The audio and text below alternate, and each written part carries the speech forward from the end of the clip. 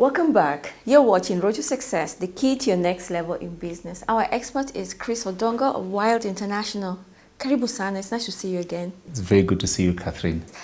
Earlier on, we had a guest called Patrick, who's entered into a very crowded market in terms of selling his teas and his coffee and adding value to them. How does he set himself apart, or anybody who's entering into a crowded market like he is? I think what I would tell Patrick is when you enter into a crowded market, the most important thing is to have a very clear identity and to actually have a very clear niche of which customer you want to target. Yeah, so you have to understand the problem that you're trying to solve and then be able to position yourself in a way that the customer can then now receive the communication about what you're trying to put as your products and services. You see, Patrick is adding value to tea and coffee. Yes. And then he is then selling that to the end consumer. And so for him, two things will be important: branding and packaging. And branding and packaging will flow from his identity in terms of what problem does the consumer have that his product is being able to solve. And that will be the branding part, because he'll now communicate that to the consumer that, look, my product is going to help you enjoy your coffee and your tea in a much more refreshing way, and you'll actually be able to prepare it faster. That's a brand. And for him to communicate that, then he has to stand out. When somebody goes to the supermarket and they're looking to buy a beverage, then immediately they have the one that they normally buy. The only way they're going to give Patrick a second look is if he stands out. When he stands out in terms of the branding, his colors are refreshing and attractive. His position in the supermarket is where the customer sort of just enters and sees his product the first time before they see even their old products.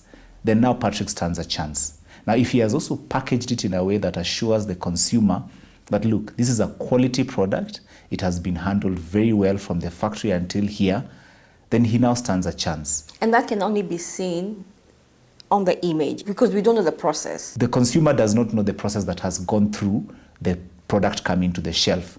But how you put it at the shelf is very important, because then it convinces the consumer that you have taken time to develop your product and therefore it should be worth my time. Chris, what about services?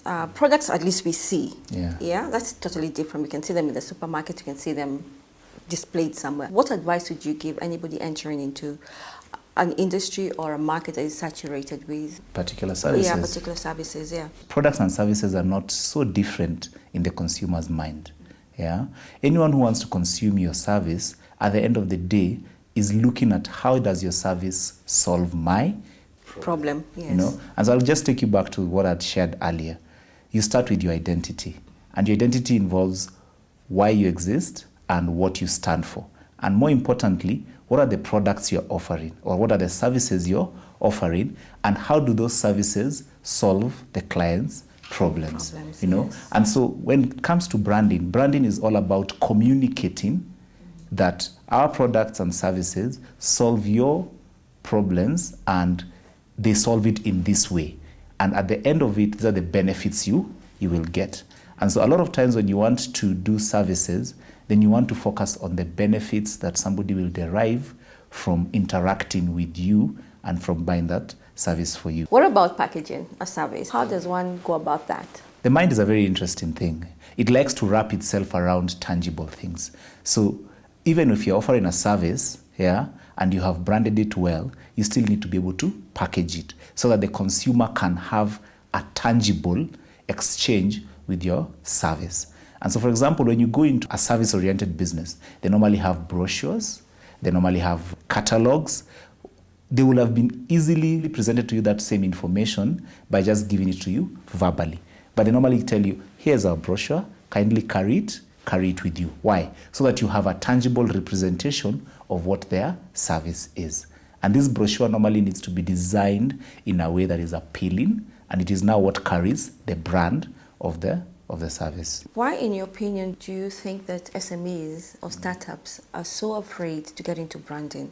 SMEs and startups largely don't understand branding, and they confuse branding with advertising, and they confuse branding with logos, you know. And so somebody, when they start up their business, they go and they get a logo and they think that that's branding. Isn't that part of branding? It is a part of branding that you have to have a logo, but it's not the end of branding.